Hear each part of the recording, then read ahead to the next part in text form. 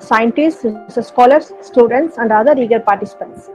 On behalf of Bharati Women's College Youth Red Cross, greetings and cordially inviting you all for a 2 day soft skill development training series 1 and 2 for students and teachers. Yeah. On 19th July 2021 is the first day of a 2 day soft skill development training series 1 for students on nurturing soft skills without neglecting hard skills for career development has been completed successfully.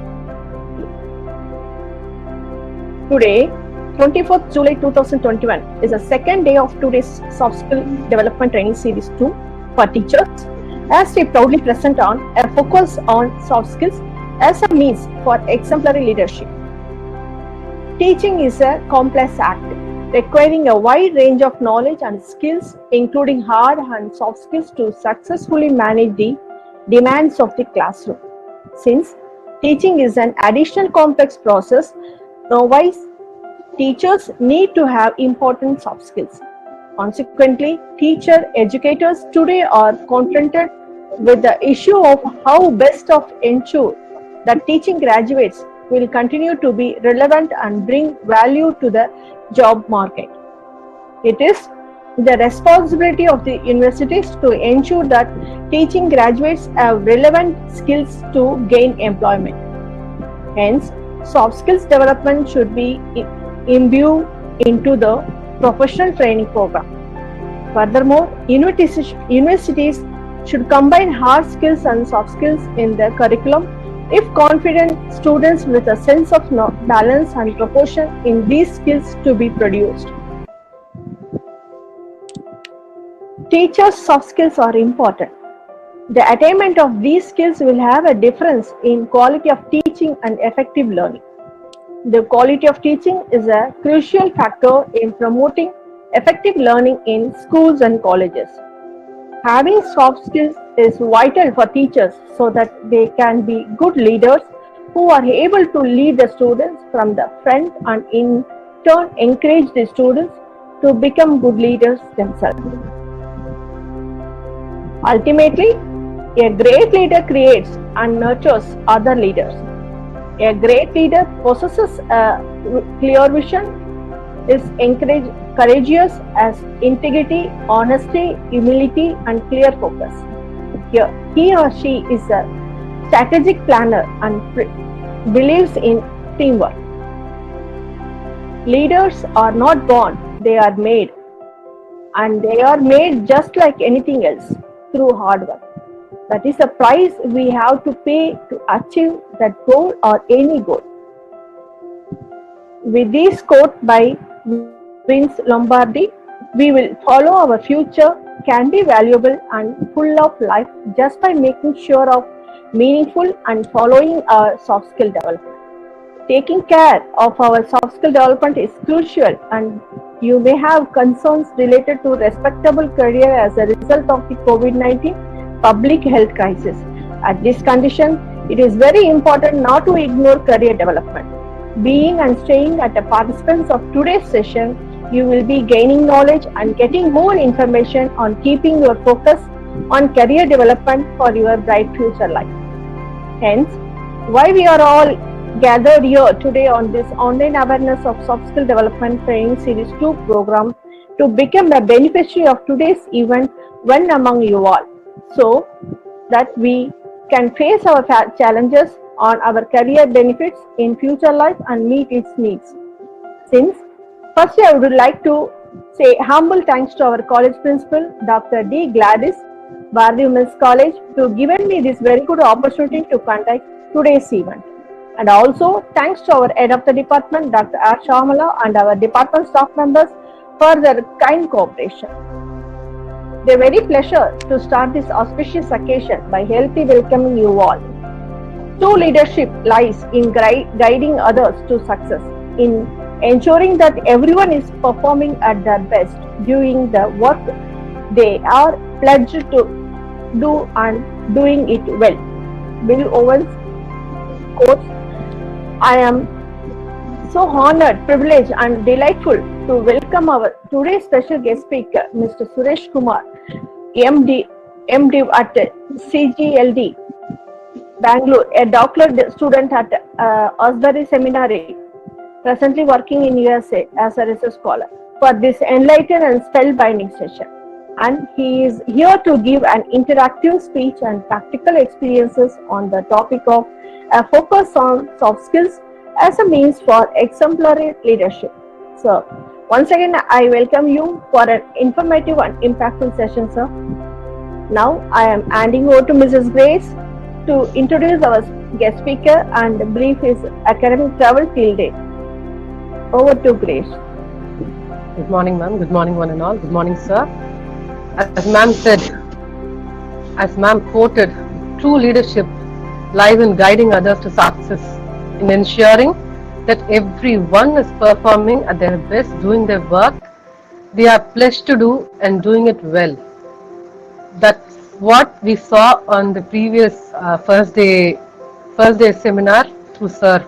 He was too enthusiastic in building others, guiding others, and on today, I would like to add on intelligent knowledge or experience are important and might get you a good job, but strong communication skills are what will get you more hold on what we are doing.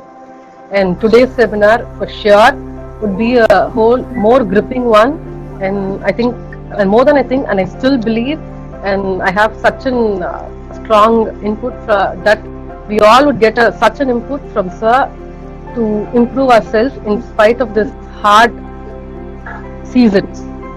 And I, Mrs. Grace Selvarani, Research Scholar, Department of Geography, Bharati Women's College, is so glad to introduce our special guest speaker, Mr. Suresh Kumar, who is a motivator, trainer to the trainers in leadership, skills and personality developer for successful career building. As ma'am said, he has MDiv at Center for Global Leadership Development, Bangalore, and is now an enthusiastic doctorate research student at Actress Seminary, USA. He has work experience of 20 plus years. And I welcome you, sir, for an informative and brainstorming session for you're going to train the trainers. All the best, sir. Over to you. Good morning, all of you. I thank the administration of the Bharati Women's College, especially the principal, Dr. D. Gladys, and the head of the department, Dr. Shyamala. I extend my thanks to Dr. Sujata, who has been in touch with me on these days and has really made this session possible. So I thank you, ma'am. And I'm indeed honored to be here. Thank you for having me in this training session. And I look forward to a great time with you all. I hope you are all having a wonderful morning and you're all staying safe and healthy. Let us continue to stay safe and healthy as we tackle this pandemic and go and still strive to go forward with our career. And I thank you all because today I got some support with presenting my PPT. Last time I had some difficulty in presenting the PPT and things got started delaying a bit because of that. But I believe today there are people who are especially able to do this, and I hope things will be more falling in line and the sequence will be followed and that we will not have any delays as such. So thank you once again, one and all who are here for this session on soft skills. Yes, indeed. Today the topic is soft skills as a means for exemplary leadership. Soft skills as a means for exemplary leadership. Yes, as leaders, I think as the faculty of the Bharati Women's College, the staff, and I suppose if students are permitted for this, there are students here as well. As again, I would emphasize interactive session. I would appreciate if those of you who are presentable. See, some people may not be presentable. You may be at your homes, just turning on your laptops or mobile phone, and you're not in your proper formal dresses. And for those reasons, it's fine. It's okay. But I would encourage most of you, all of you, for that matter, to be on your videos so I can interact with you. And this session will definitely be a very eye-opener for all of us.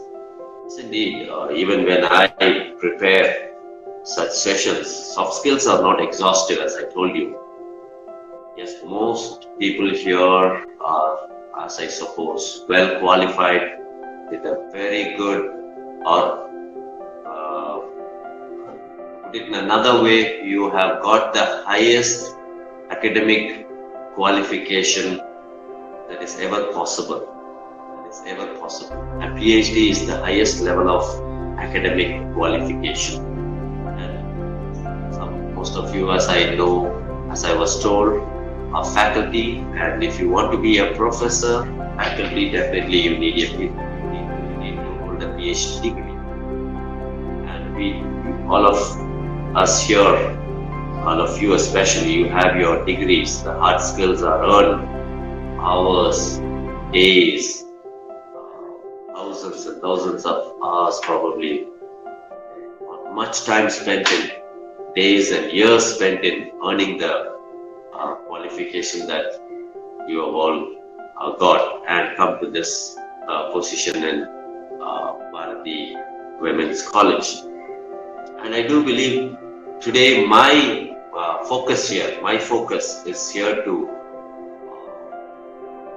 deal with soft skills.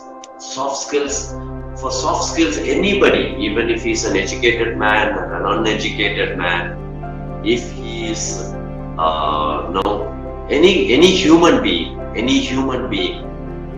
has to consider soft skills. There's no doubt about it. Any human being who wants to relate with other people, can I request someone to put on the PPTs so people can.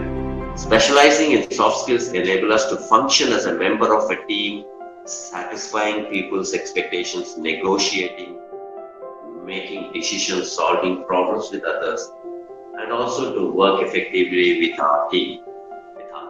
So here, as a faculty of the college, the staff in the college, I guess you need to work as a team. You need to work effectively as a team. So let us look at how soft skill can help us do that. How soft skills can enable us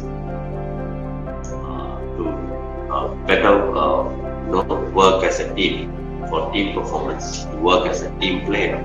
How do we do that? Well, as I had already introduced in my previous session, soft skills are also known as behavioral skills. Simple, right? Behavioral skills. And also people skills, behavior. How do we behave with our colleagues, with our community, with our fellow human beings? Simple as that. Any human being needs to follow soft skills. It's just not very high professional. It's just not for them. It's for all human beings. I think, if I can make it as simple as that.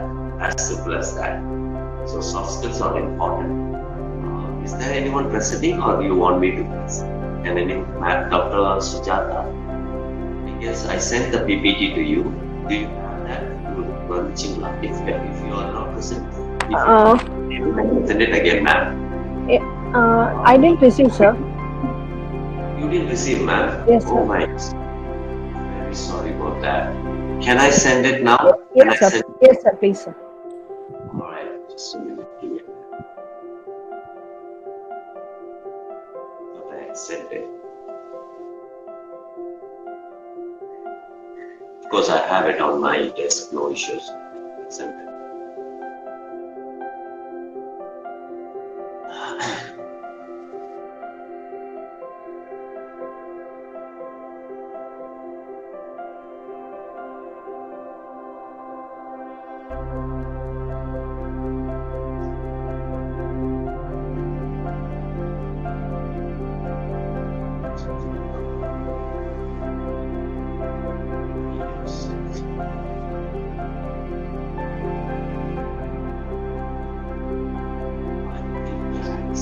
By mistake.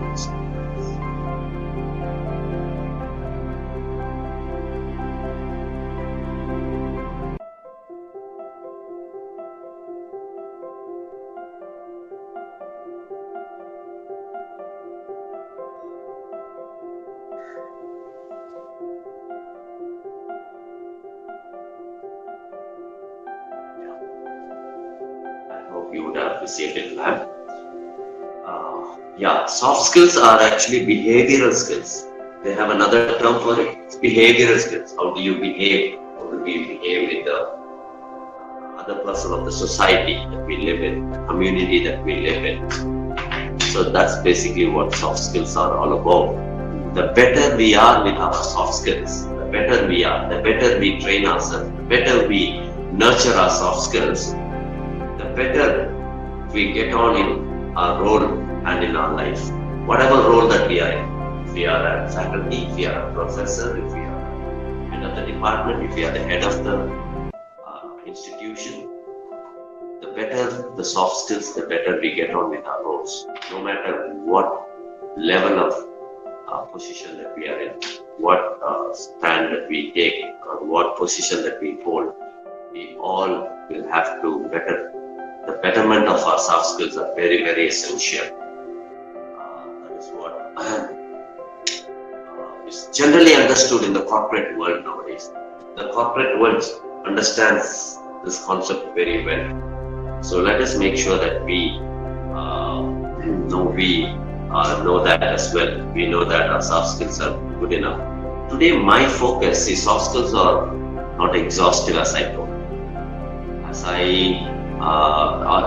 through my experience of training in soft skills through these years, I've come to understand that there are soft skills are kind of as innumerable as the hard skills that are there already there, or at least as many as the hard skills are already available. The soft skills are also so vast, so many that we need to master and use in our lives.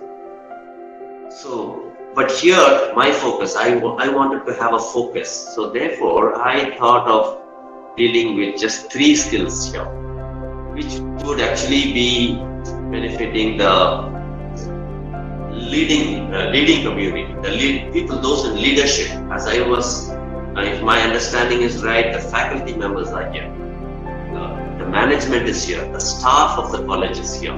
So we who are in the leadership, I think these skills that I am trying to focus on, the soft skills of ethics, moral and professionalism, these are very, very essential for the leader class people in the leadership.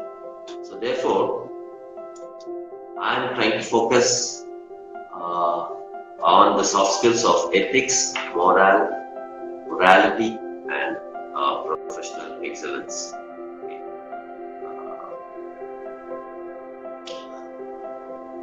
Ethics and moral and professional skill play an important role in shaping an individual's excellent personality. They play an important role in shaping the individual's excellent personality. If we concentrate on those skills, definitely our personality takes a better stand. Definitely it takes a better stand. It gives a better picture about personality that we can project and have for ourselves too. complementing the his or her hard skills. See, hard skills are equally important, as I've been emphasizing. Complementing his or her hard skills to the teaching community, especially to this teaching community. These soft skills of ethics, moral, and professionalism, they complement one's hard skills. They complement one's hard skills, especially in this teaching community. They, for the people who are in the leadership, people who are influencing their students, people who are in a position of exhibiting some kind of leadership role, it also helps us setting you up as an exemplary leader. It helps in setting you up as an exemplary leader, maintaining equal standards of ethical behavior both at the office and in personal life. Both at the office or both at the college where you work and in your personal lives. I would say those things that is in our personal lives will definitely affect in our professional life. If we practice definitely it will definitely reflect in our professional lives. So ethics are really, really important. It creates followers than just learners. See, we as leaders, if we are considering ourselves as leaders, people should follow our footsteps. Great leaders have got lots of followers.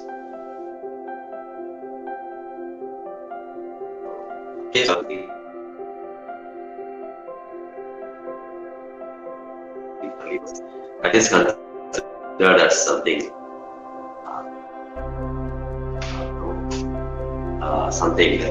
that is considered as something nice for people in social media.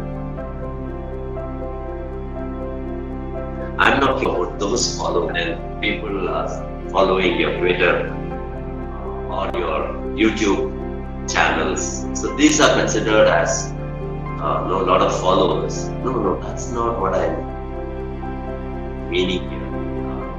We are here. People, the teaching, we teach the students. The students learn with the teachers, the professors. They impart knowledge. They impart knowledge, information. The masters, the professors are the masters, or they have specialized their course, and therefore they can impart knowledge to the students. They can impart knowledge to the students, information to the students. But here, these soft skills that we are talking about helps us create followers. People follow us. People, they just want to. Can you go to the slide number 7? I'm at slide number 7. I think I can go on to the first point of our training session for today, the ethics. Yes. Slide number 8. You can even go on to 8. 7 is just a picture of the ethics, so soft skill ethics. I just put it here and there.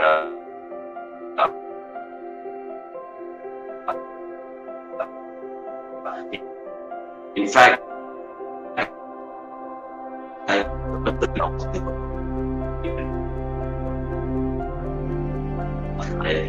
on that. What I'm saying is around 5 o'clock went up.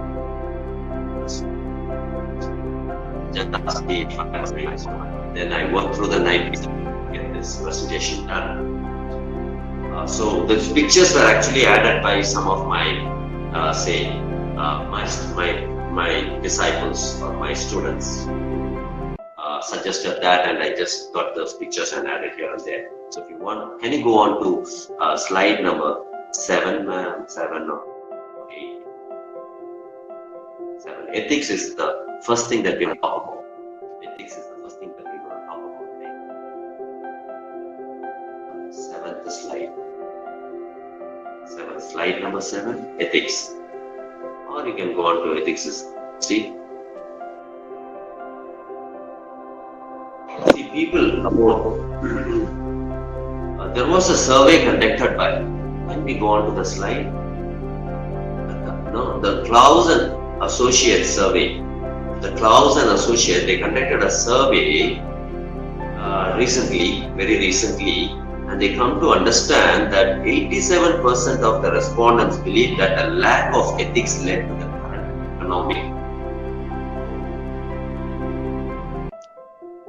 the current economic meltdown.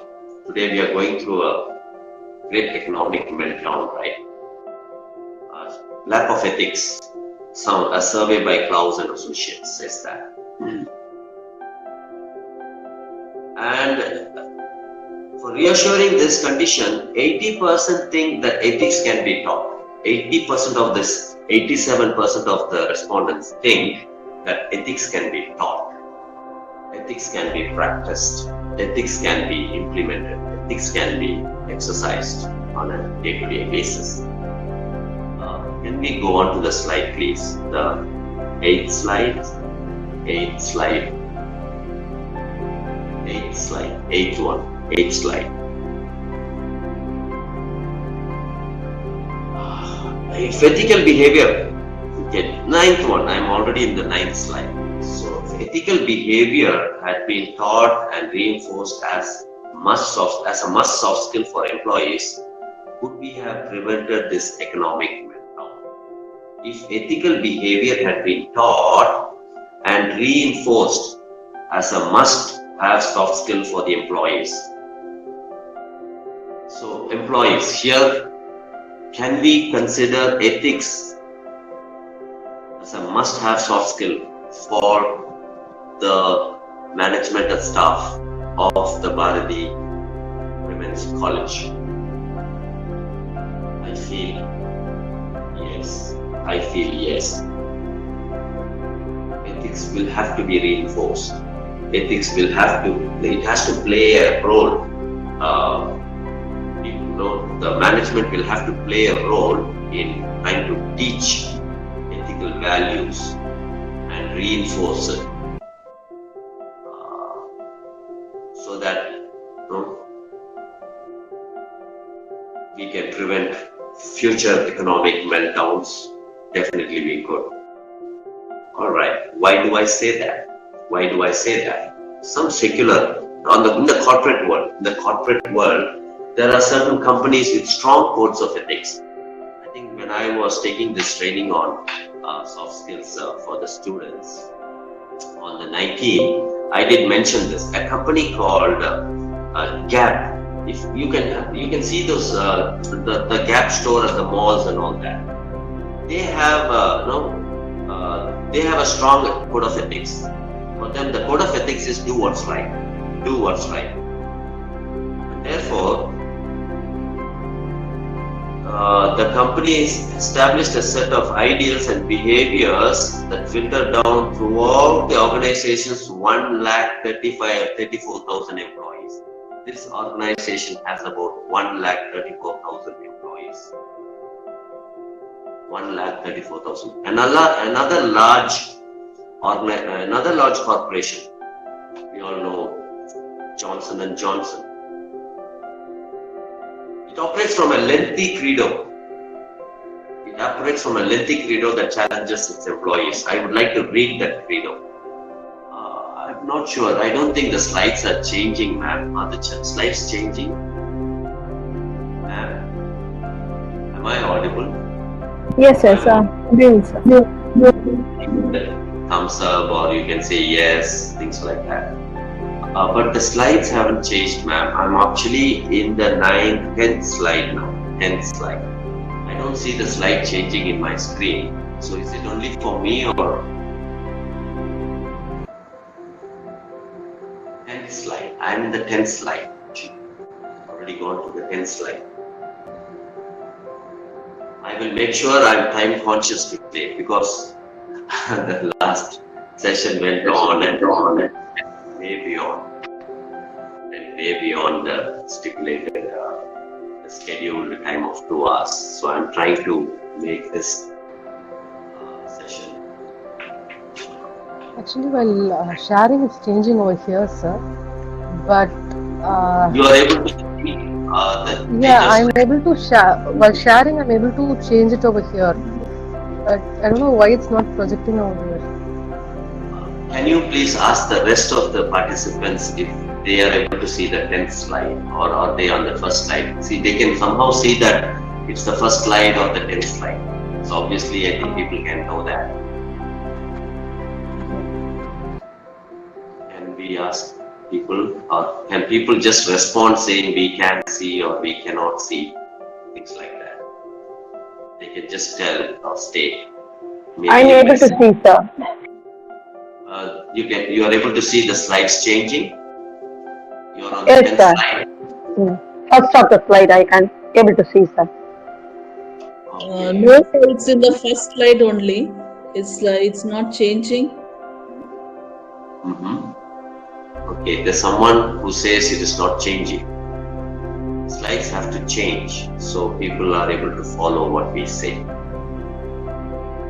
So probably you can do one thing. I think you can. That particular person, whoever is doing it, can get logged out and log in back. Sometimes it works. Great. That's great. See, it's working now. And can we go on to the 10th slide? Yeah, Johnson & Johnson Credo. I'm just going to read that Credo.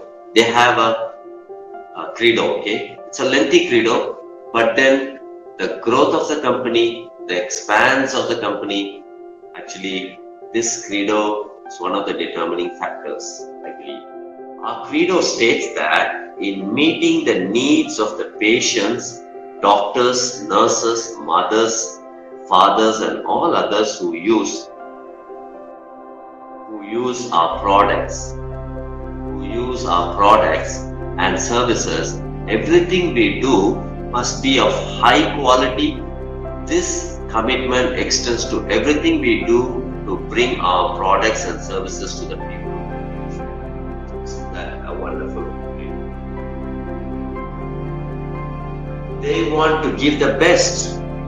They want to make sure that people who receive their products receive the high quality products, the highest quality products possible. And that's probably one of the reasons why the company has got global presence, and the products have got global presence. From children, a newborn baby, these products are being used, even to a full-grown adult. The Johnson & Johnson products are being used. I think one of the reasons is they have a good credo, ethical credo, and they follow it.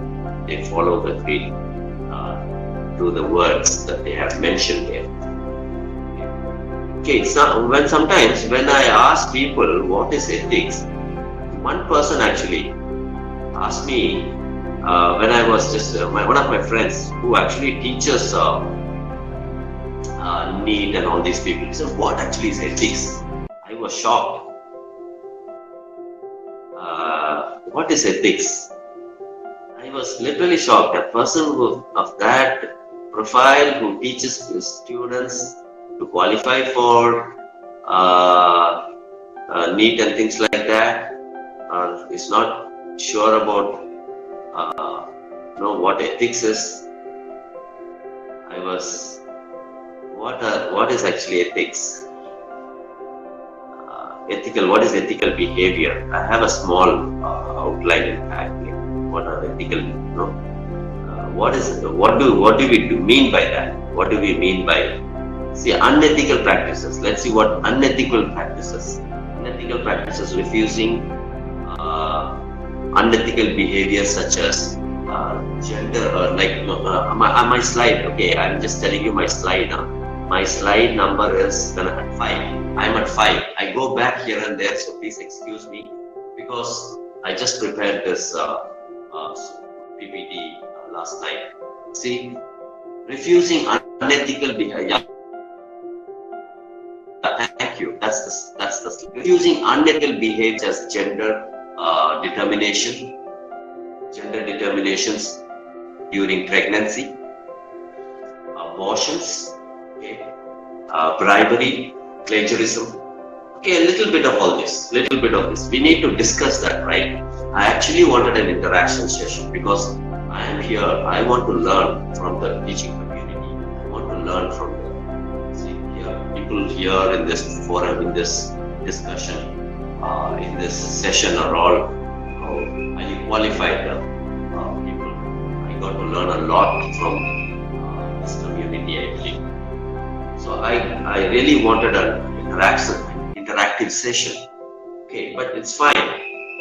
If that's not, if I did not have that privilege, I am here at least to impart what I wanted to impart. I will do that. Ethics. So it's actually refusing some unethical behavior. What do we do? Today's world, medical field, it's very unethical to determine the sex of the baby when the person is pregnant. But how do we handle that? Do we do that? Is it being practiced? Definitely it's unethical to do it. And that has led to many many kinds of infant killing and all that has happened. So actually the government has abolished it. It's against the law. It's unethical to do so. But people still do that. See, my wife, when my child was conceived, she was a physiotherapist. Her physiotherapy cabin is just adjacent to the scan doctors. It's a women and child care hospital. Okay, gynecologists work there. So all pregnant women come there to get their medical help. So my wife, being a physiotherapist, she had conceived a child, and the scan doctor is just close by. You know what scan doctors can do, right? They can scan and tell you what. My wife said, "Come and see our baby, and we can also know the baby." I said, "No, it's not right. It's not ethical." She said, "See, you just can see it." See, today's technology allows for it.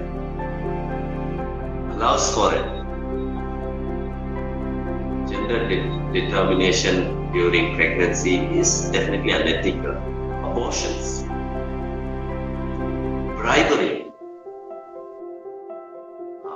I don't know. This word plagiarism is more applicable to this community. Plagiarism, bribery. I think bribery that's also unethical.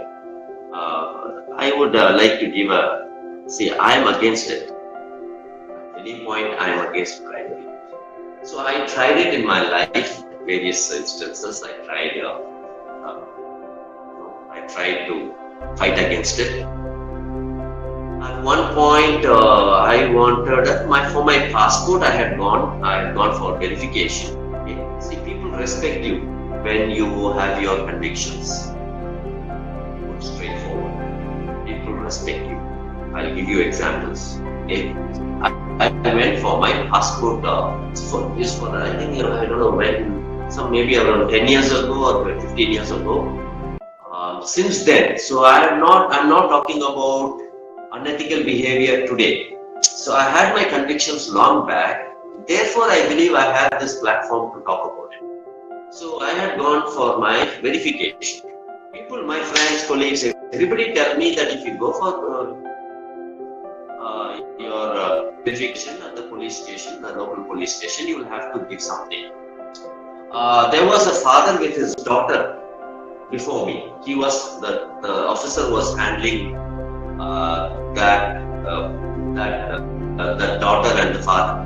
The daughter, I think, was going for the daughter is the one who needed the verification, and he was doing the process. He did the process, and then this person, the father, takes it's a small amount of money. I even saw it. It was 200 rupees note, handing over, or some 50 rupees. I don't know what. Just about 200 to 300. Nothing big. And next, I'm the one at the queue. Okay, I'm supposed to sit next. And I sat there and he asked me certain questions. I answered everything. And then said, Aprom, he said. I said, Aprom, sir, what? I said, I don't give anything, sir. I'm sorry. Please excuse me. He respected me for that. He said, I don't give anything for these kind of things, sir. Is my papers okay? Is everything fine? You know what? There was something lacking. He said, why don't you go get a address verification, a signature from your neighbor, two neighboring addresses. I thought that's it. I had my problems there. I thought so. I said, fine, sir, and I went. I went to my neighbors, got their address and signature. And you know what I did? I took another person with me. Say, like one of my students or one of my disciples. So now when I go back, I will be tempted to make things easy for me. You understand? Giving a 200 rupees or 300 rupees from my pocket is not a big deal. That's not a big deal for me. I can easily do that. But I wanted to stop myself from doing so. So what I did, I took some disciple who looks up to me as a leader. So when I take them along, and I told them so many times I don't do that. Okay? And I sat there, and when I went to the cabin, the officer is not there. And I asked the neighboring people, where is this officer? I just was with him about half an hour ago. What happened? He gave me the number, sir, phone panni parunga, sir. I called him, sir, I'm back, sir. I came for my personal verification a few minutes ago. Sir, nalla nyabam sir, oru 5 நிமிஷத்துல வரேன் sir, please அங்க இருங்க. And when I went there, the first thing he did was he signed my papers. And I was on. Ethical behavior is respected.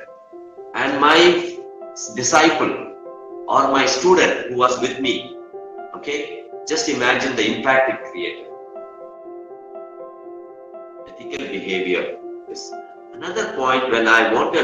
When I was married newly, when I was in the beginning of my marriage, we were wanting this ration card. Today's ration card process is very easy. You just can get a ration card. Okay? But those days, if you want to get a ration card, I'll have to remove all my records from my parents. Okay? My parents' ration card.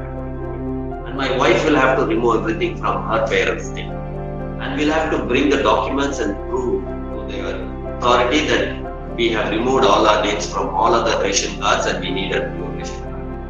I did all my paperwork. It was so much of paper. Okay. I took it to the Vadakku Mandalam office, they call it, in the city. I went there and I said I want a ration card. They said, people were asking, and these brokers are over 50 rupees, 100 rupees. I said, no, where is the adinga vaangana solunga. They said, what kind of a man you are? Anga poi nillunga. You go stand there. The line, periya line theriyudalla. Anga nillunga 3 manikku. Like ulagam theriyadha aala irukana. Nee anga nillunga, they said. Ulagam theriyadha aala irukka pola theriyudhu. Anga poi nillunga, they said. It's 50 rupees. It was easy. If I want the work done, it's easy. But ethically is it sound. Here again I took a disciple of mine. Okay, a student or disciple. Actually, both of these places, the disciples were much older than me. So don't think if I say disciple, they are younger in age. Both of them are older. I call this person whom I took to the office, the taluk office or whatever, I call him as uncle. I said, uncle, I think namakella ration card kedikadhu. Vaanga, we will go. என்ன பண்ணலாம், நம்ம போய் நம்ம வேலையில பார்க்கலாம். I said, and we were going out. Okay, accidentally by mistake I had touched a sliding door. I had on the aisle I had touched a sliding door. The door opened by itself, and then when I looked up, there was an officer there and he's looking at me. Inga enna pandreenga, ulla vaanga, he said. I went inside and I said, what are you doing? So, neenga enna pandreenga inga? I said, I'm the officer. The emotionally I started shouting. So they asked 50 rupees and I don't give all that. எனக்கு ration card காக்க வந்தேன். அமைதியா என்ன வேணும்? I said ration card வேணும், அந்த 50 ரூபாய் கேட்டாங்க. I don't need that. He took the paper and he said, நீங்க போங்க, உங்க வீட்டுக்கே ரேஷன் கார்டு நான் கொண்டு வந்து கொடுக்குறேன். They respect ethical people. KT Roy. He's a very good friend of mine. I accidentally met him. I never knew he's working there. Okay? உங்க வீட்டுக்கே நான் கொண்டு வந்து கொடுக்கட்டா, நீங்க போங்க. No, so ethical behavior has got its rewards. So ethics is important. Okay? Plagiarism. What is plagiarism? I think it is more applicable for this community. Anybody? I think all of us are familiar with the word plagiarism. Plagiarism, we are research scholars here. People who are, I think, listening to me are research scholars or doctoral students. People who are presenting, who will be doing their thesis work, who will be doing their projects, final projects. What is plagiarism?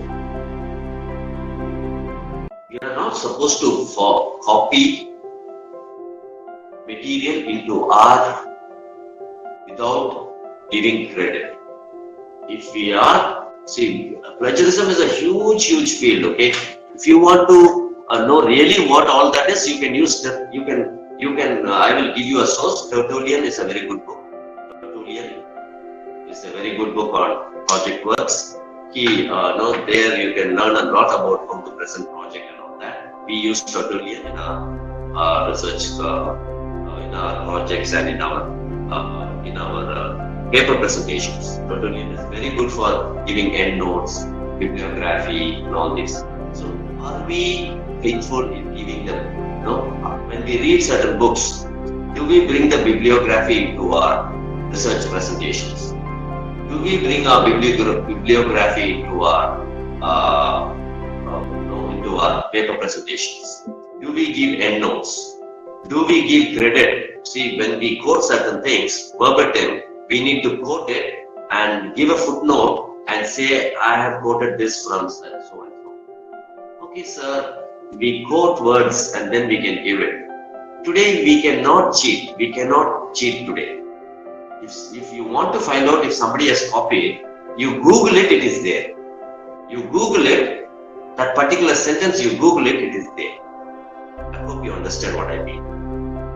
So the person who is the author of those lines, he would be offended when it's used without credit. Is it just for copying paragraphs, lines, pages? Is it just for that? No. I go a step further and say, even for taking ideas, if you're taking some idea from somewhere, if it's not our own idea, if it's not your own idea, you need to tell the source. Like I have told about the source that I just took the statistics from. Strauss and Associates, you need to quote the source. You need to quote the source. Where did we get? I will be quoting other sources as well. So Tertullian gives us good exposure on how to really do it. The book by Tertullian, please read it. You can Google that book also for research scholars who are doing your work. So this is a little bit about the ethics, the ethics part of it. My slide, I'm still at the 5th slide. Okay, the 5th slide. What else do you think plays a part in ethics, ethical behavior? There are vast. Ethics is a very vast field. Unethical behavior harms the society. Unethical behavior harms the society. Why do you say that, sir? Why do you say that, sir? In my circles, see, in my profession, my surroundings, I am very particular about people. Okay?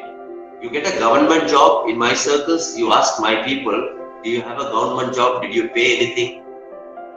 They will say no. They will say no. There are scientists, I think that scientist is also logged in here.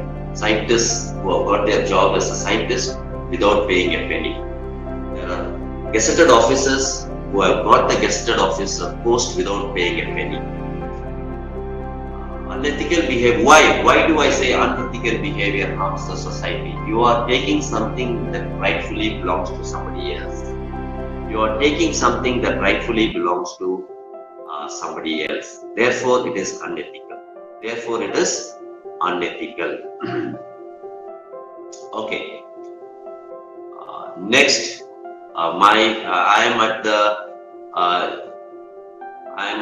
So therefore, soft skills, is it any important? Is it any important? Definitely it is, for all the reasons that I have stated just now.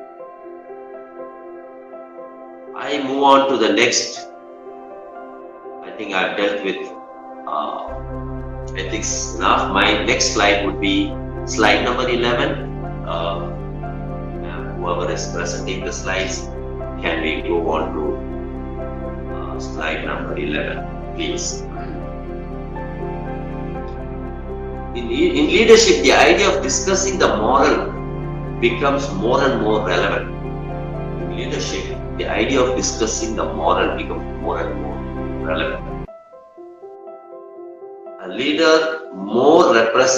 leader's moral represents a complex concept. It reflects how a leader's behavior lives up to the idealistic image formed by his followers. See, the followers have an idealistic image of the leader.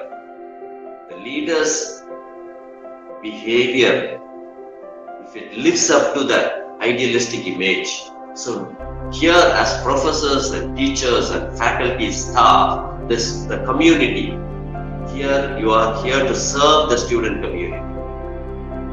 The students have images of their leaders, of their professors, of their staff. Whatever staff, even if the staff is if the staff is a housekeeping staff, it doesn't matter. I'm not sure if housekeeping staff are here. I'm not sure. Even they need soft skills. It doesn't matter. I told you that the qualifications don't play a role in soft skills at all. They don't play. Any human being needs soft skills. That's what I've been emphasizing. And therefore, we are here and committed to training people on soft skills. And we will emphasize that, and it is a skills to be developed all through life, all along. We need to keep becoming better and better on soft skills. See, when morality is not practiced, today morality is at stake, especially in this kind of atmosphere, teaching atmosphere, things like that. We hear so much in the media. Excuse me. My 1 hour is done. I've just started morality. I just have another hour more. If there are any questions, you can just put it on the screen.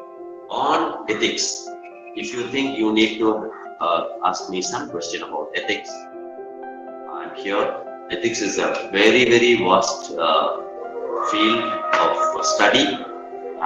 We cannot exhaust studying ethics. We just cannot exhaust studying ethics, as also the rest of the skills. But if there are a few questions that has to be addressed or discussed, I am always open for it. So please feel free to do so.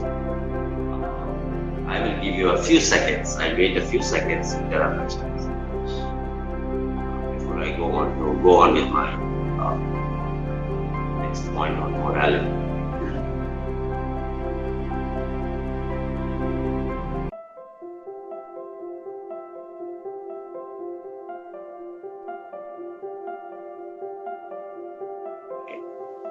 All right, we'll go ahead.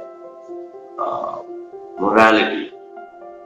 There's so much of why do we have to address it? Why do we consider this as a soft skill, very important soft skill, and feel the need for addressing this issue, especially in this kind of a community where professors are involved, staff are involved, faculty, students are involved, because immorality is rampant everywhere. That's one major reason. We see so much of exposure on the media. Media is reporting such behavior over and over again. So where do we draw the line? Morality. As I told you in the beginning, what we practice in our personal lives is reflected in our offices. I think what we are as a person. Soft skill is all about behavioral skills. What we are as a person will definitely reflect in our profession, no doubt. So let us straighten our moral standards.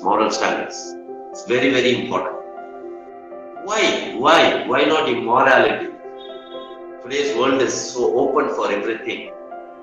I would say you will have to pay the price too.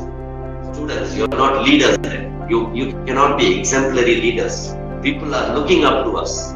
People think that we have a standard of life. Okay, why is there a problem? Why is there so much of immorality around? I think that is a very big question to be considered. Sometimes we have to set things in our family first. Family is very important. That has to be set right, I believe. I think even when we counsel the member of the opposite sex, if a male professor is counseling a female student, I think it has to be transparent. You cannot do it in a closed cabin. Johari window, I'm going to talk about Johari window and all that. We will learn more in those areas. We need a professional setup to avoid bad behavior. Oh, he's a professor who's much older. No, that doesn't matter. And that's a student, very young.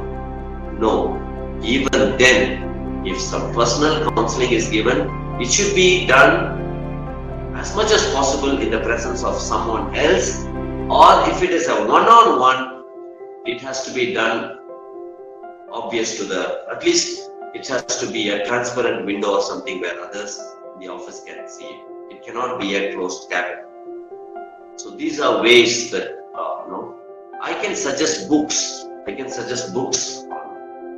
Mostly morality happens, how do we relate with the person of the opposite sex? That's where morality is all about that. How do we relate with the person of the opposite sex?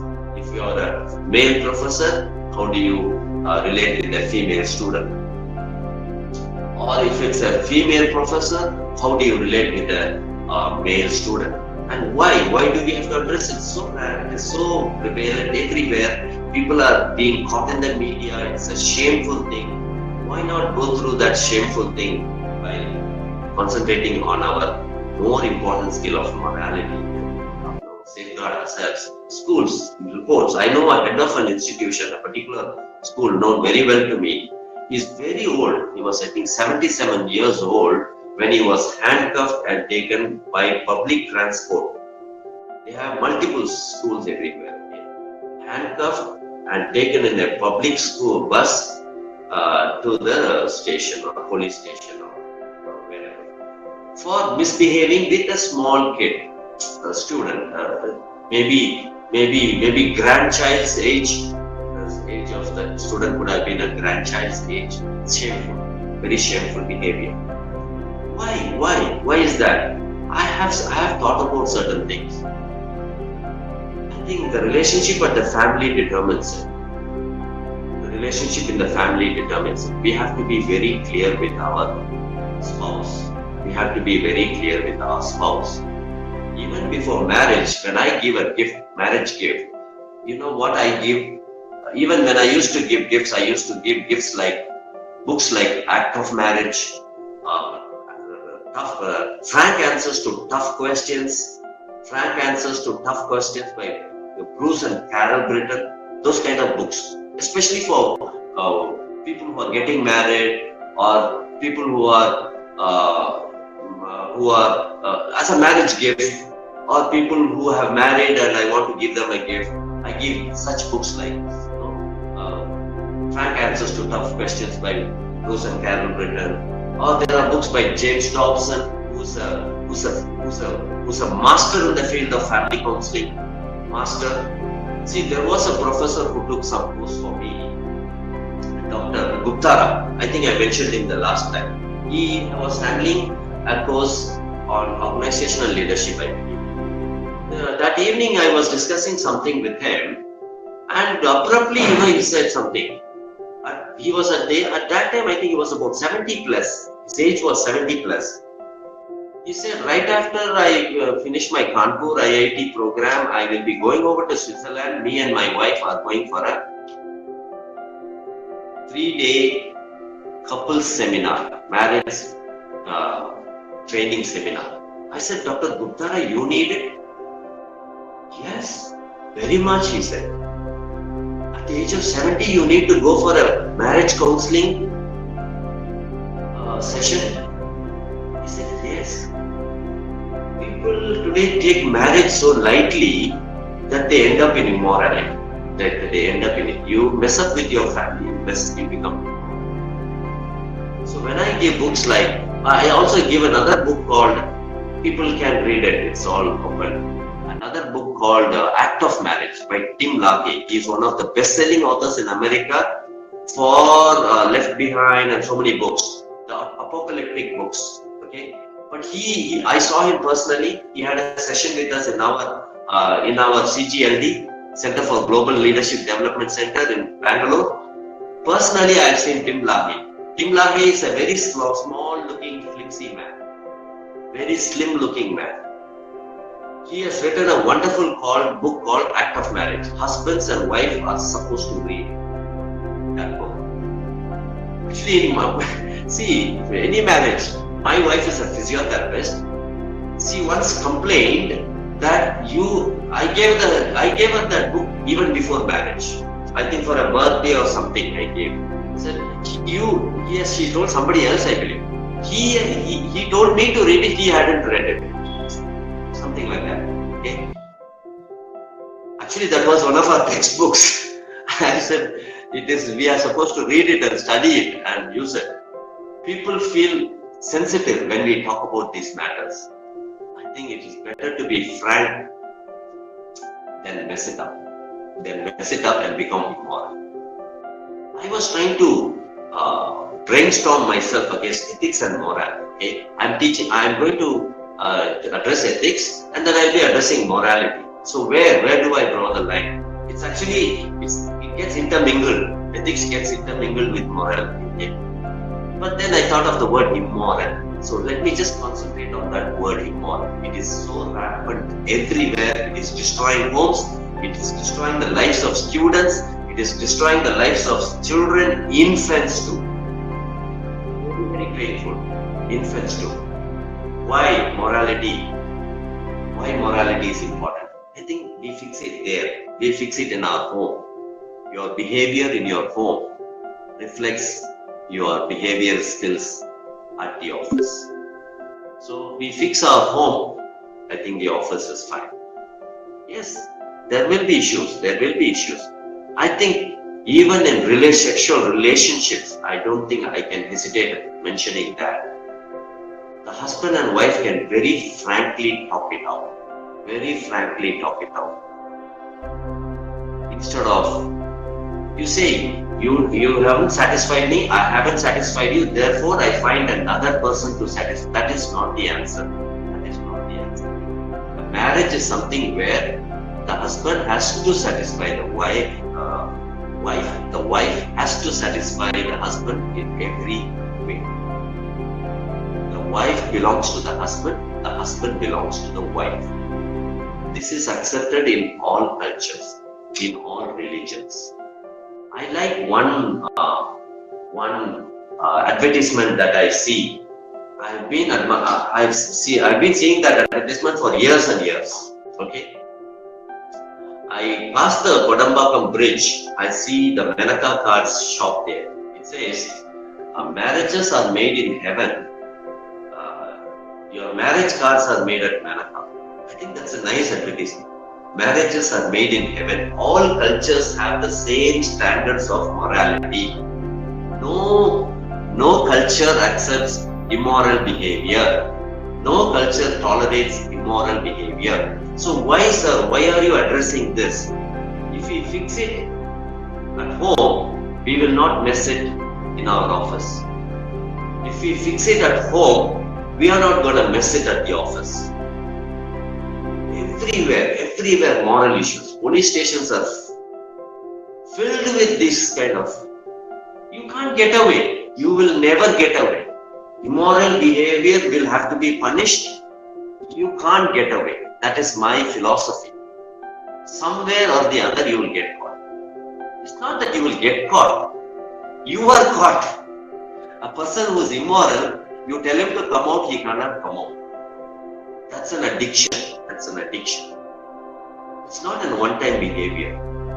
So moral principles, especially when we address the student community, we have to fix things for ourselves. Our standards, people look up to us. People look up to the professor. Even while handling, counseling students, I think it's better to be very, very careful. So as I know, morality is very, very important. Maybe if I have time, I'll deal with a little bit because I've already got taken 15 minutes of my second hour, or 12 minutes of my second hour. So truthfulness is another thing that we need to do. Next slide, please, if you can. Yeah, that's enough. I can see it. I have the slide here only for the people who need it on the. Truthfulness means keeping your word when you agree to do something. In a business deal, it means not calling in sick when you aren't sick. See, people sometimes say I am sick when they are not sick. It means not saying I don't remember that when you do. See, we give excuses, right? We give excuses. I think this is taking truth to another level actually. People think telling a lie is actually untruthful. But actually, half truth is a full lie. Half truth. People say, I did not tell a lie. I only did this. Rather, telling a half truth is a full lie. This is my definition of truthfulness. This is my definition of truthfulness. It means saying, well, I don't understand you, to mean that when you really did understand actually exactly what was meant. Truthfulness. Next, honesty. Yeah, truthfulness I can go on, but I just want to keep going because I just have another few minutes to go. Honesty. This means you should not bill your company for work time when you are not working for that company. See, people, what is honesty? See, there's a policy. The proverb is all fine. Honesty is the best policy. See, I've even put that. That also was put by my student. Just to help me out. I had no time. Last night I think around 6 o'clock I got the message from Dr. Sujata. I was shocked. Oh, madam, I literally forgot, I thought. But then I worked it out. I said, I will be working. This is a great thing I'm doing. I will work with it. And I started working the night. I slept late. I woke up early, 5:40, and then put some slides. I didn't know what slides to put also. What the pictures. The pictures were helped by my people. So that honesty is the best policy. Everybody knows. Everybody knows. Even when you are not working for a particular client, billing the client for work not done, for work hours not done is wrong. For work hours not done is also wrong. We can't do that. We can't be doing that. So that is also dishonesty. So dishonesty, the one statistics that I had just seen says the US Department of Commerce employees steal about $50 billion annually from the US businesses. They steal about $50 billion annually. I think in the year 1998, the total worth of Bill Gates was only $53 billion US dollars. So you're stealing Bill Gates' wealth every year. Bill Gates' wealth in 1998 has been stolen every year by the American people from business establishments. That's what it says. That's what it says. So what do we from restaurants, food taken for their own use at the restaurants? All these are losses on the company. So we can't. I had one professor and I was actually his assistant. I was paid for working for him. Like during college days, you have this work scholarship. Okay? you work 1 hour per day. I think I was getting about 1.5 hours per day to work for him. And they will pay me some about 40 rupees or 100 rupees for that 1 hour. During school, college days, that was helpful actually. It helped me to pay, pay some of my bills. This person will not use the college facility for anything, for any of his personal use. In fact, everything was at his disposal. I was his assistant. The college van could be used unless if it is for official purposes. I've seen him walk and go about 2 kilometers to get something. So if you had told me, I would have brought the van. That is at his. People have to take his permission to take the van. People have to take his permission. Even when I used the two-wheeler. Those days getting a two-wheeler from the college and going out is a big jolly thing. So some kind of work we got it, and we used to go out and get something for the office or something like that. So can I bring the office? No, you should do that for personal work. I better walk to the shop. That impressed me. That really impressed me. You don't use the company facilities for your personal. See, probably he was going to the shop to get some personal vegetables, which he thought he can't do it with the company work vehicle. I think that's a good principle. Alright. Time management. I'm moving on to the next thing. Time management is a very important thing. Yes, this morning and the last session that I took, when Dr. Sujata was wondering, the first time we are calling him, will he mess things up? Probably they had their own concerns, the management. Because it will reflect on them. What if I tell him to come at 10 o'clock and he turns up at 10:30? So it definitely will have a big impact on their reputation as a scholar. They are in a very high position in the college. So she was calling me and made sure, sir, what time would you be available?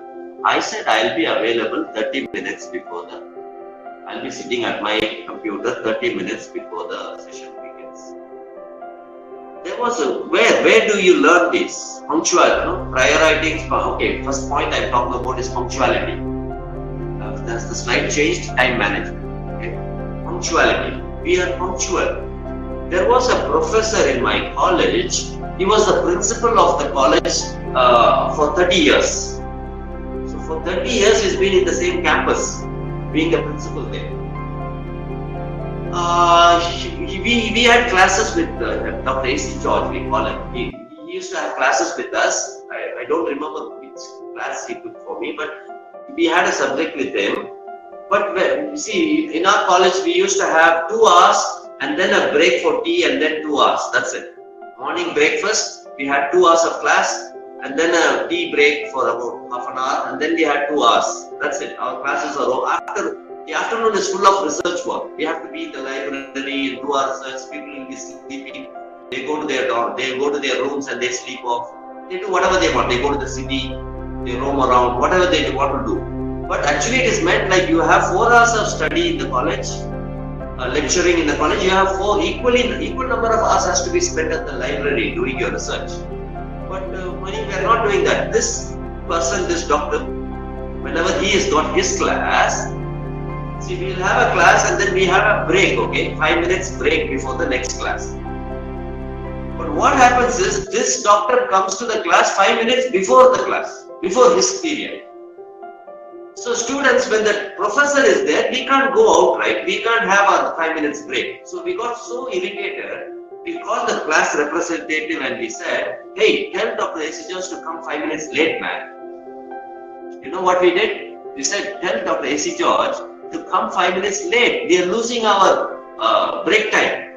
That 5 minutes, relax. You have to stretch yourself, take a breath and all that. We are losing that. You know what the representative said? Hey, this is a 30 years practice, man. I can't change it overnight. This is a 30 years practice. I'm not going to change it overnight. Isn't that a wonderful thing to hear about? Punctuality. Punctuality is a wonderful thing. Kalam Thavarada Gandhiyadigal. My childhood, I studied one book. my Tamil subject la vandichu. I still can't forget. It seems he had a hanging pendulum, chinna clock in his no, dhoti or wherever. He would hang it because he didn't wear anything above. He had bare body, like that's how we have been seeing Gandhi being predicted. So he had a small clock. He used to keep up the time very much. Punctuality was very important for great leaders. So if we are leaders, we are not, we are teachers and professionals. Professionals are supposed to be punctual, on time. Sometimes for going to the train, I'll be 1 hour before the scheduled departure of the train. People make fun of me. They say, why you are going 1 hour before? I said, even if I'm here, I'm going to be sitting. So I'd rather go sit at the station. Just leave me alone. Just leave me alone. I have this commitment. I have my plans to travel. So it's my choice. I will be there 1 hour before. So I see people who practice that, for them that becomes comfortable. For people who are not punctual, if you're not punctual, being unpunctual becomes comfortable. So it's how we train our soft skills of time management that matters. It's how we train our soft skills that matters. Okay. Punctuality. Prioritizing things. So how do we do time management? You prioritize things. You prioritize it. You prioritize things. What is the priority that we give? How do we give priority to various things? Yes. Priority for the family, priority for the profession, priority for the students, priority for the office, priority for the children, priority for so many activities through the day. Prioritizing things. What is important? You give the topmost priority to it. Or at that particular day. See, if my priority for today was this training session on soft skills, I need to be fully thinking about. I can't be thinking about other things and then, see, there were many things that were, I was asked yesterday.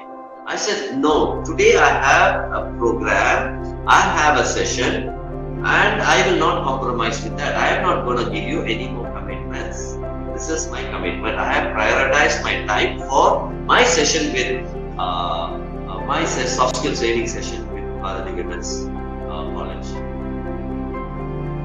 And I am not going to give any more commitments. I am not going to think about it. I have to be thinking and concentrating on this. That will be my priority. To make your priority is prioritizing. How do you prioritize? How do you manage time? If you prioritize, even that word pronunciation is quite difficult for me. Prioritizing things will help in time management. Will help us. I got a small picture. My disciple or my student put it for me. I just thought, okay, whether I should put it here or whether I should put it for leadership. Or I found some clocks there, and therefore I put it. Time management clocks. If you really can understand, so if you have the time management, probably it's that you can travel as planned, as scheduled. You can reach the goal as desired. That's what time management, prioritizing things can work. Okay, students, why do I talk about prioritizing when I am addressing the faculty and students of the Women's Bharati Women's College? People have, if you, especially these research scholars and students who are working on their subjects, they find it very difficult when it comes to submissions. When it comes to submissions, they have a very great difficulty. We did have that as well. When I had to present papers for Asbury, see, even before going there, the papers have to be presented. Then at one point we say it's too overwhelming. The workload is just 2 weeks to go, and then you have to give in so many papers, turn in so many papers. And okay, turning in papers, fine, but reading takes a lot of, I have to do a lot of reading. I can't, I'm reading a lot. Excuse me, the class, I'll call you back. உங்களை கூப்பிடுறேன். Can I call you back? உங்களை கூப்பிடுறாங்க. The session போயிட்டு. Okay. Alright. So what happens? You need to prioritize it. See, you're going to present a paper, do your reading, then do your rough work, do your outline, do your contents creation, then get your approval from the professor for your outline that you have created, and then start putting in material. Start putting in material. Start doing it from day one. See, if the term starts in June and ends by June, July, August, you start the reading work. You start your outline preparation in June itself. And on a daily basis, do a little work. Prioritize things. Reading, doing this work, doing that. No? You keep doing that, then it will not be overwhelming in the last minute. It doesn't only apply for paperwork. It applies for project works. It applies for physical work. Even for physical work, whatever physical manual work we have, it applies for all fields. This soft skill of prioritizing things will help a lot to achieve the goals, to do things on time, to present our papers or projects successfully. The final point, killing procrastination. Killing procrastination. What do I mean by procrastination? My time, I just have 30 minutes. Procrastination is actually postponing things. நாளைக்கு பண்ணிக்கலாம். Actually, procrastination in the this session should have happened on the 20th, I believe. I think I would have done much better even if I had done on 20th. 19th and 20th. Right? Planned for 19th. I thought, okay, students, I'm thinking on students and next day on faculty. So I don't want things to overlap my mind. When I'm concentrating on presenting to the students, let me give something to the students, the skills of students. And then my thought on faculty or the professors and the leadership community can go on later. Postponed. It went on to Saturday, and then yet you're not prepared. People who procrastinate will never do things. Procrastination is postponing. Undue postponing. You never postpone things. Just, okay, instead of procrastinate, killing procrastination. That's how I have worded it. Killing procrastination. Killing it. Any work, even if it is a physical, okay, let me put it this way. Even if it is when I did my mechanical engineering, I had my workshop where we have this machine shop where we have lathe, milling and things like that. Milling, we used to do resharpening for the tea machineries. The factory people will bring their rollers which roll the tea leaves. Those are huge, 200 kilos. We put it on our lathe. My lathe will be running all through day and night, 24 hours. Lathe milling and all. Sometimes another workshop atmosphere or one day நீங்க போய் workshopல வேலைக்கு விட்டா கூட, that's where you can see procrastination to the heights, I will say. அங்க போனா sir நாளைக்கு தரேன் sir, நாளானிக்கு தந்தறேன் sir. It will never happen. From that level to the highest level of education, procrastination is very disastrous. It actually doesn't help us to achieve our goals. So procrastination should be avoided. It has to be destroyed. It has to be killed. You kill procrastination. Okay, instead of postponing, let me start it. Start panna podum. You start something, the flow will come. So yesterday when Dr. Sujata said, okay, so ma'am, I forgot, but fine ma'am, don't worry, we'll go about it. I'll work through the night. I'll work on my material. And it went on. It goes on. It went on. Okay. So procrastination, if we had said, okay, why don't we reschedule it? I think it may have never happened. Actually, it would not have happened, I think, because it got postponed from Monday to Thursday, from Saturday. So probably what if you all had, this could not have happened. It would not have happened. So procrastinating is actually not good. It's not a good idea. It has to be killed at any cost. Okay. Because my major point would be this: can we go on to demonstrating leadership? Is all that we have talked about is there. Demonstrating leadership is the next slide. That is there. Time management, sincerity, honesty, ellame ange irukku. So we have already dealt with it. Critical thinking is what I am going to, and then the Johari window.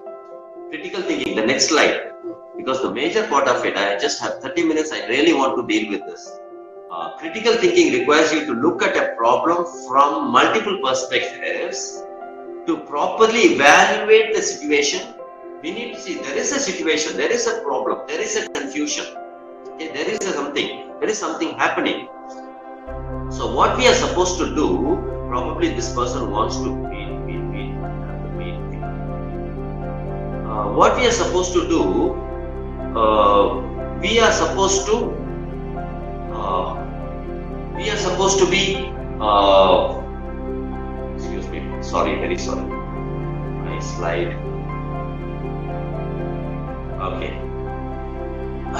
See, there is a situation, an untoward situation arose. See, I have problems all of our lives. We have to be facing it, whether we like it or not. Critical thinking requires us to look at a problem from multiple perspectives. Yes, problems are always there. Problems are problems, that's it. So when people have problems, they become depressed, they become discouraged, they become dejected, they have psychological breakdown, and that also ends up in multiple other issues. But rather than that, just look at the problem. Look at the problem with a perspective, with multiple perspectives, to properly and evaluate. See, what do we do about it now? What do we do about it? Evaluate the situation, making feedbacks from others. An integral part of the work processes. See, we need to, what is critical thinking? Analyzing it. I think even for the session on students, we did handle that. We did handle a lot about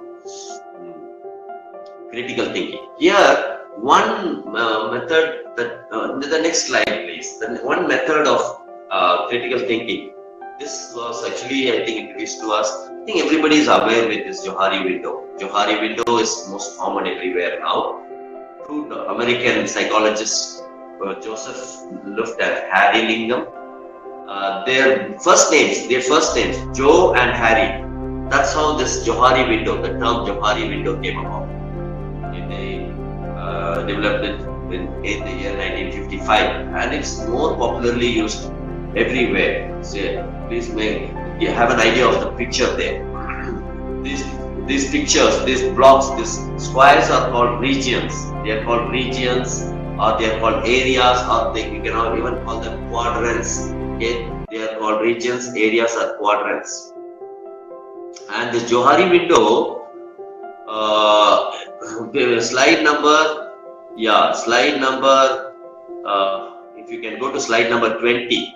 Johari window, the model is especially relevant due to modern emphasis on the influence of soft skills. I am teaching on soft skills. Therefore, I thought about Johari window for critical thinking and problem solving. See, when I was teaching the students, I was not thinking about this, because critical thinking for students is quite different. But here, why do we use Johari window? We'll come to know a little bit as we go along. The Johari window model is very relevant. It's very relevant because of its emphasis today on the influence of soft skills, behavior, empathy, cooperation, intergroup development, and interpersonal development. See, Johari window helps in all these areas. But actually, I don't know if soft skills were so much spoken in the year 1955 when Joe and Harry developed this concept of Johari window. But I feel today, when we are going to look at Johari window, it's a widely used model these days.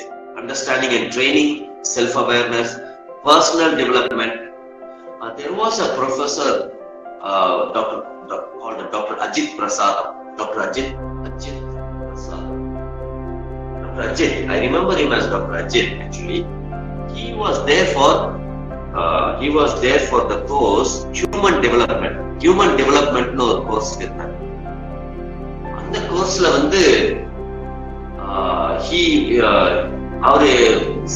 he's a person who did his PhD in Princeton. He finished his PhD course in Princeton. Very great scholar. Actually, my place was just below his center. Okay, I used to have a walk up to him, and when I told him I live nearby, doctor, your place, you should come over. You should like குழந்தை மாதிரி பேசுவார். ஆனா அவருடைய scholarship பாத்தீங்கன்னா, he's a great scholar. Even in classroomல கூட, when we were all doctor students, 18 students இருந்தோம். எங்க doctor குரூப்ல we were about 18 students. எல்லாரும் லேப்டாப் வச்சு ஒர்க் பண்ணிட்டு இருப்போம். பாதி புரியல. Human development the process புரியல. We were not able to understand what Dr. Ajit was telling us. So என்ன பண்ணோம், we started, but he was giving solid material. Wonderful material தான் கொடுத்துட்டு இருந்தார். நாங்க என்ன பண்ணிட்டு இருக்கோம், some of us were googling and like a child he would come and say, hey, you guys are following me or you are doing googling something else. அப்படின்னு கேட்பார். Such a huge professor வந்து அப்படி அதையும் கேட்பார். குழந்தைத்தனமா கேட்பார். No sir, we are listening to you. Because we didn't understand certain things that were going on in the class. But he was talking about human development. But today, Johari window, human development வந்து he gave various examples. அதாவது ஒரு child from the age of 2, even lower than that. And he gave us a lot of exercises also. 2 ல இருந்து அந்த human development எப்படிங்கிறத எங்களுக்கு he taught us till the age of adulthood and even beyond. And the human development என்னங்கிறத he was teaching us. So that's very important for leadership ability. So he was teaching us, most of it probably we understood, we did not understand. And if you don't understand the professor's classes, you will definitely not be able to do your project work. You will not be able to present his papers. And I think that was one of the reasons why I had to drop out of the DPhil program, the doctoral program. I was not able to follow his standards probably. Such high standards of human development he was talking about. But here, Johari window, it is also going to help us with personal development. Human development, personal development, very much related. It's very much related. I actually missed the course. Then I told him, Doctor, since my place is close to you, can I come and personally learn from you? Because when you go there, he'll be there. Although he'll be traveling around the world, his center is there. He comes there all the time. Can I come and learn at least certain basic things from you? And I asked him once. He said, oh, no problem, Suresh, come over anytime. Come over anytime, you're close by, you can walk into my place, he said. Already, when we meet such people, such great professors, let us glean something out of them. Let us glean. Johari window also was, I think, introduced to me at least. To me, it was introduced by Dr. David Willis and his wife. We did a lot of practical work on the class. Classல நிறைய நாங்க practical இது பண்ணோம். It helps in interpersonal relationship. Johari window நம்ம use பண்ணோம்னா இந்த மாதிரி ஒரு அட்மாஸ்பியர்ல, இந்த மாதிரி ஒரு கம்யூனிட்டி செட்டப்ல interpersonal relationship நம்ம என்ன செய்யலாம், டெவலப் பண்றதுக்கு it will be very, very useful. It helps in group dynamics. See, today's success is all about group dynamics. No man is an island. You just can't function alone. You need to be able to relate and work with other people. Team development and intergroup relationships. Even Johari window will also help in group-to-group relationships. Intergroup relationship na another. Interpersonal relationship is probably within the one small group. But Johari window concept even goes beyond that and helps us to develop intergroup relationships. So that's why I went on to the further slides to just give you a little bit of an idea of the Johari window thing. Let's come back now. Let's come back. Let's come back to the Johari window. Yeah. On the picture, if you can put come to the slide number 17. Yeah, I have another 20 more minutes. I'll try rush up and I think I need to even give some time for questions. I would also be willing to do that. What is this Johari window thing? See, it has got 4 quadrants or areas. It's called you can call it quadrants, regions or areas. Okay, whatever you want to, whatever you prefer to call it. See, it says, if you can see that, is that clear to people? See, each quadrant exposes something, gives some kind of an information on us. Okay, and a little bit more about this Johari windows. One more thing I would like to say. See the next slide. If people can just get to the next slide. What do these quadrants tell us about? You need to have an idea. You can do this on your own. You can practice it to your students. I'm just going to introduce Johari window. That's it. Okay. The next slide, please. Whoever is doing the presentation. The regions. Each of these regions contains and represents the information, feelings, motivation, etc. Feelings, motivation, etc. See, these regions, they actually contain and represent information. What information? Feelings, motivation, skills, whatever. Okay, known about the person in terms of whether known about the person. Each quadrant tells us information about the person. Okay, that is known about the person. In terms of whether the information is known or unknown to the unknown by the person. In terms of whether the information is known or unknown by the person, and whether the information is known or unknown by the others in the group. See, there are certain information that may be known to that person, or maybe it is not known to the person. There are certain information that is known or unknown by others in the group. There are certain information about that particular person which may not be known to the other people in the group. So that's exactly what Johari window will help us. Okay, let us go back to the Johari window. See, the first quadrant, if you can see the first quadrant, it says things about one person. It is known to the self and it is known to others. The first quadrant says it is known to the person who is giving the information as well as it is known to the other people. That is called the open self. There is another term for it, another psychological term that they call it as open self. Okay? It's open self, it's known for other people. Yourself is known to the other people. That's why it's called open self. The next one, it is known, you know about it, but you have hidden it from other people. It is not known to the other. There are certain things that you know about yourself that another person doesn't know. This is the blind self. You are hiding it. You have hidden it.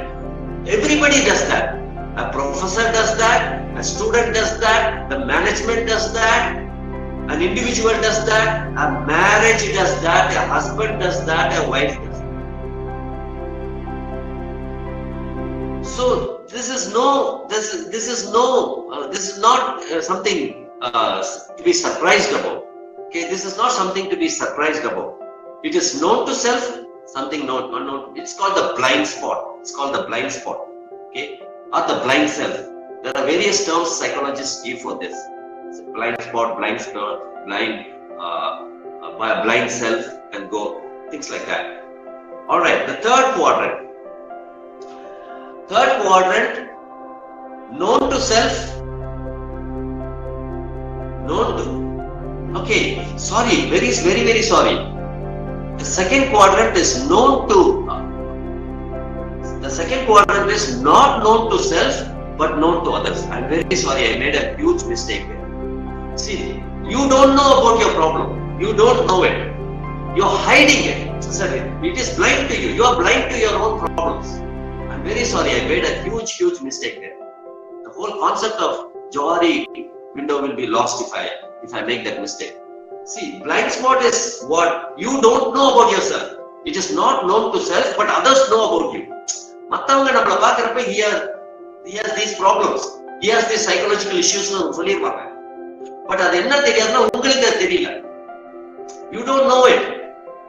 Don't you think that others can help you there? The group can help you there. See, if another group, ஒரு குரூப்புக்கு உங்க குரூப்பை பத்தி சில விஷயம் தெரியும், ஆனா அது உங்களுக்கு தெரியல. Don't you think it helps in intergroup relationship? உங்க intergroup relationshipல அது help பண்ணுது நீங்க.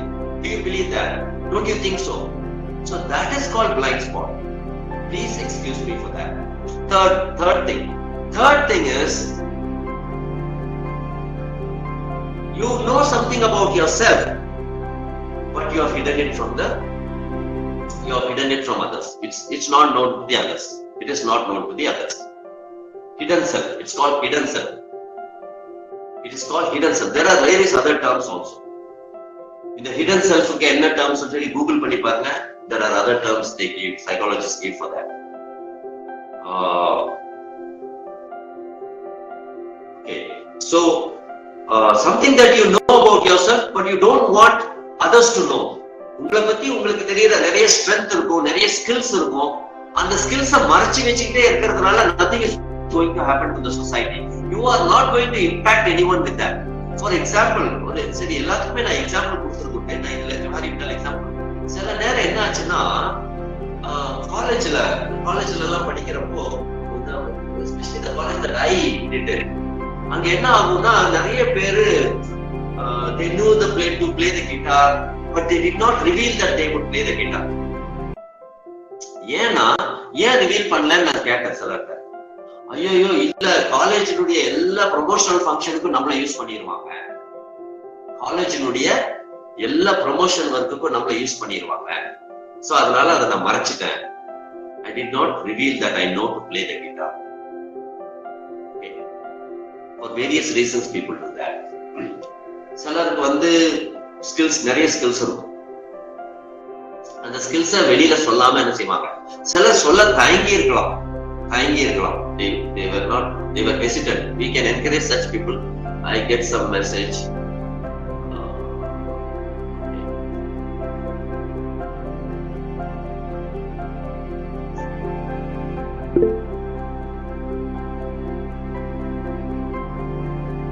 Is there anybody? Good morning, everybody. So if there's anybody who sent a message, or you can even raise your hand or something like that. I don't see messages. Fine. All right. So this is you are deliberately hidden it from other people. நீங்களே என்ன பண்ணிருக்கீங்க, அதை மத்தவங்களுக்கு தெரியக்கூடாதுன்னு மறைக்கிறது. That's the hidden self. That is the hidden self. The fourth quadrant is, it is not the person himself doesn't know that he has such skills, or he knows to do certain things, and other people also don't know it. But the actuality is probably that person has those skills, but the person himself doesn't know it, or the group has certain skills, the group itself doesn't know it, and other groups also don't know that this group has certain skills, certain capacities or certain talents that can be used for intergroup development, or the development of the whole society on the whole. So these are the four quadrants that we have seen, and the next slide, the 19th slide, actually only explains that. Now if enna sonnano adha explain பண்ணுது. If you want, you can go through it by yourself. See, the first quadrant la parunga, you get more information also. See, in the area of the free activity, this is the information about the person's behavior, attitude. There are so many things. The person's behavior, the attitude, the feelings, emotions, knowledge, experience, skills. No, the list goes on and on and on. Soft skills la evlo list irukudhu. I think in Johari window you can also put hard skills. There are people who hide their hard skills also, right? So hard skills kuda neenga anga include pannalaanu enakku thonum. It's called the open area. The second one is the blind spot. The second thing is called blind spot. The third one is the hidden spot. It's called blind spot because the person himself cannot see it. நான் குருடு. See, நான் குருடா இருக்கேன், என்னையவே என்ன பார்க்க முடியல. அது மத்தவங்க என்னை பார்க்கறாங்க. That's why it's called blind spot. Okay. Third one is the hidden area. You deliberately hide it from outside world. மத்தவங்களுக்கு தெரியக்கூடாதுன்னு நீங்களா நினைக்கிறீங்க. The fourth quadrant, it's about information, feelings, talents, abilities, aptitudes, experiences that are unknown to the person, to himself, unknown to others in the group, and unknown to nobody, unknown to anybody. That's the fourth quadrant. Okay, we saw that 20th slide. Exemplary, yes, I think I have dealt with it a little bit. Critical thinking, why? See, why did I show a Johari window, and why did I the Johari window kaamikirappo, why did I talk about critical thinking? I defined the critical thinking kaamicha odane we went on to Johari window. Why critical thinking now? Why is it necessary? Teamwork, coordination. If you really want to have a wonderful teamwork, if you want the well-being of the community, if you want the healthy atmosphere, where we live, we need a healthy atmosphere, right? Especially this corona crisis taught us many things. The corona pandemic crisis la நிறைய பேர் நிறைய விஷயங்களை கத்துக்கிட்டோம். Society city கிளீனா இருக்கிறது கூட நம்ம கத்துக்கிட்டோம். It helps to coordinate. Okay. Conflict management. Conflict is not a negative term. Conflict management is a course for my leadership program or my doctoral studies. That is, people look at conflict as a negative thing. Can we look at it as a negative thing? It comes under critical thinking. Conflict is not negative.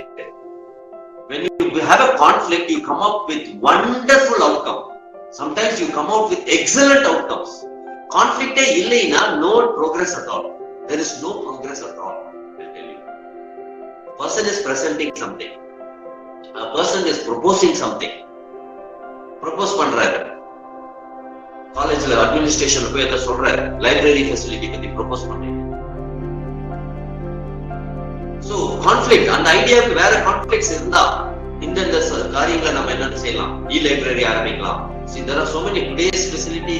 Yeah, when I was talking about those resources that I was mentioning, இன்னைக்கு நீங்க அந்த ரிசோர்சஸ போய் கடையில விலை கொடுத்து, you don't even have to buy it with money. You have these e-resources.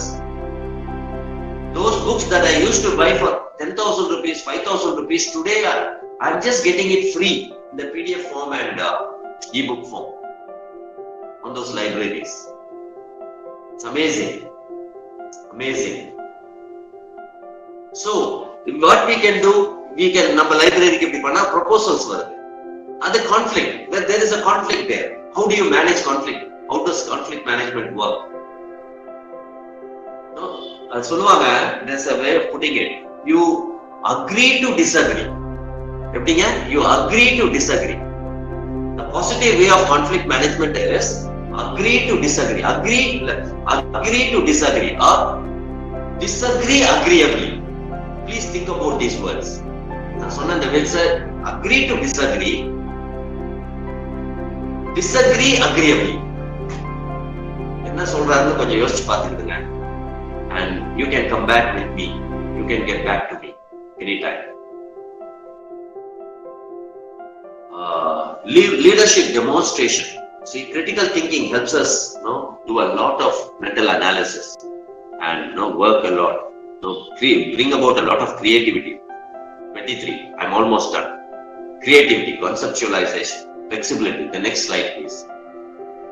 Curiosity. It gives you curiosity to know more. When you critically analyze something, when you have a conflict with your, using the Johari window, you can have conflicts. A healthy way of conflicting ideas. Otherwise, research scholars will not develop. Scientists would not have been produced. Big discoveries and inventions will not have happened. It all happened because of conflict. It all happened because of putting Johari concept, Johari window concept, and identifying things. So conflict management is very good. Curiosity, imagination. and finally we are able to become visionary people. Visionary. நம்ம என்ன விஷனை வச்சிருக்கோம், we achieve it. We are able to achieve the vision that we have. All right. I think I'm done with my presentations. I have 4 minutes more. At least I have been time conscious today. Time management கொஞ்சம் நான் follow பண்ண முயற்சி பண்ணேன். I have 4 minutes and I'm open for questions. If you do have questions, please do come up with those and we'll try to handle it as and how Dr. Sujata gives us permission. Dr. Sujata is giving us permission to go on. Are there questions? And as again, we have just dealt with a small aspect of soft skills, ethics, moral, professional skills, just this conflict management and those kind of things that we did. But there are a huge list. We are always welcome to approach us, and I have already given you my number. I'll again type it, and you can contact VLC, our institute, anytime. But I don't have the number in memory. அதனால நான் என் number கொடுக்குறேன். But you can contact VLC anytime. VLC ல இருந்து ஒருத்தர் இருக்கிறார், புவனேஷ்னு ஒருத்தர் இருக்கிறார் இங்க. அவரு உங்களால டைப் பண்ண முடிஞ்சா டைப் பண்ணுங்க, Bhuvanesh. If you can type VLC number கொஞ்சம் டைப் பண்ணுங்க. 984-2008. So you can contact us anytime for any training on these soft skills. There are no questions. If there are Yes, questions, yes. Dear participants, do you have any clarification with our speaker? If you please, you can welcome now. Otherwise, we can end our session with anybody interested or anybody have any doubts or clarification with our speaker?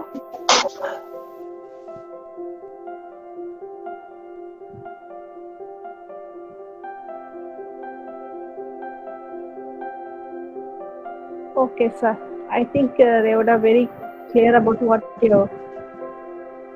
Okay, okay, fine. That's wonderful. Yes, sir.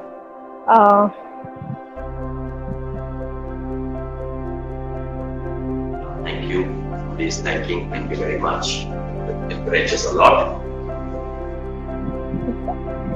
Thank you would be just a word for this empowering session, but more than that, my heartfelt gratitude is being registered now and is being overwhelming with a thankful heart for this event, which was too successful with flying colors. And I personally thank Mr. Suresh Kumar for this empowering session. And I thank our Chief Patron, Dr. D. Gladys, Principal, Marvimas College, members of Youth Rector, my colleagues and friends for your constant support. Thank you all participants. With you, this training series too has reached its purpose. Once again, I thank you one and all for all your active participation. Last but not least, I thank Almighty God for this influence and His abundant blessing and guidance throughout this webinar for this great success. Thank you all. Thank you all.